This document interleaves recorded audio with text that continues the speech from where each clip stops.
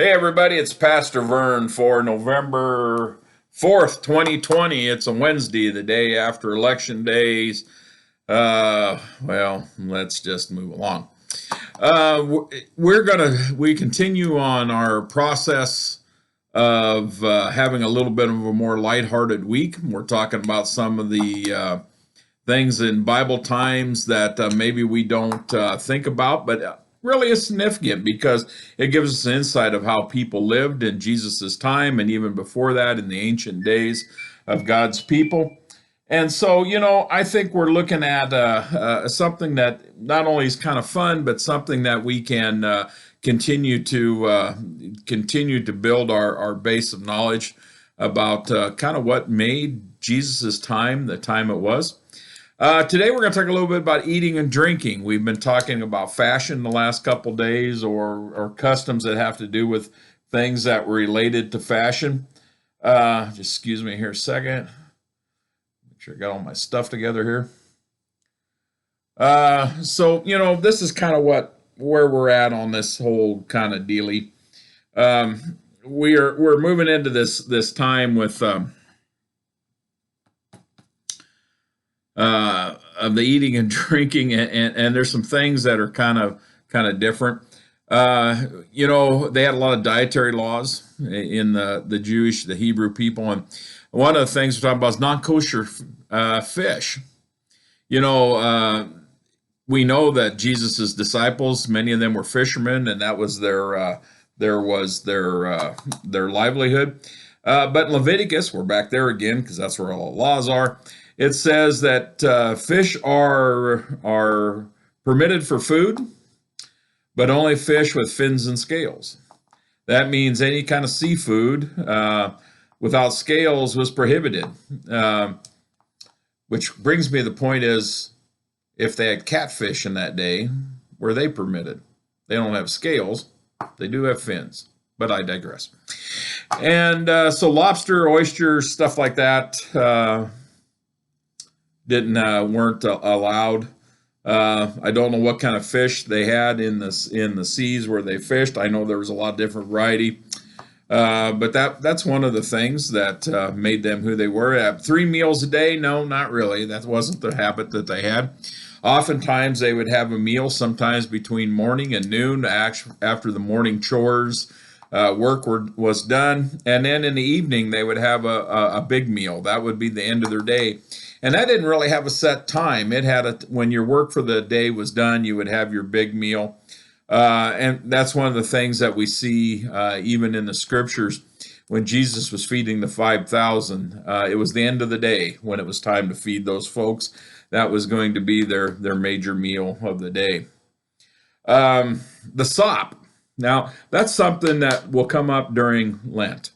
We'll talk about that because the sop was basically you would have your plate and you would have whatever meal you had on there, and there would be wine, gravy, some kind of liquid left over from your meal. And you would take the bread and you would sop up that liquid.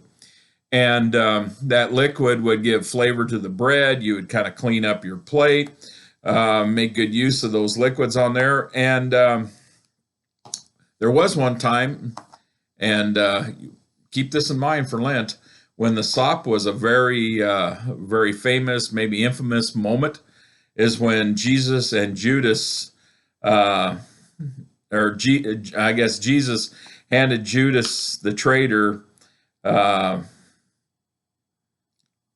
pointed out that the one who shared the sop with him that I have dipped it in is the one who will betray me, and kind of set Jesus apart, or set Judas apart from the rest of the disciples. Kneading troughs were a big deal. Now, kneading troughs, of course, you got to have them to make bread, and they were exceptionally large bowls for bread. They weren't horse trough size, but they were big. Every household, that was part of the furnishings of the household. It had a prominent place in the household. Often, somewhere where, of course, everyone knew what it was. A place that would be, you would see it when you came into the house. that your family was able to care for itself because it has a kneading trough or bowl in order to create the bread that they needed. And the last thing about the eating habits and drinking habits of that time was gleaning. There was not any provisions really to take care of people who did not have property or could not work very much. There were supposed to be groups that would take care of the widow and the orphan, but they did not do their work as well as some would